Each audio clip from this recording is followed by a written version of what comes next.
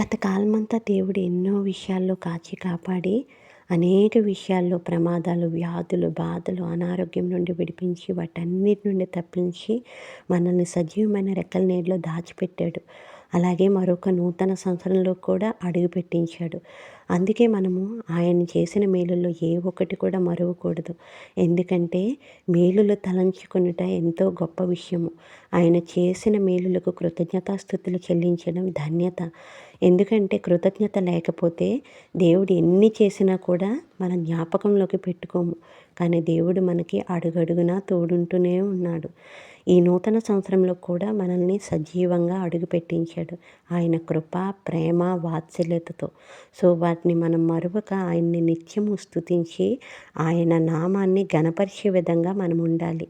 ఎందుకంటే మనం అర్హులం కాకపోయినప్పటికీ ఆయన కృప చొప్పున మనల్ని ప్రేమించి ఇంతగా మనల్ని ఈ రెక్కల నీడలో భద్రపరిచినందుకు కృతజ్ఞత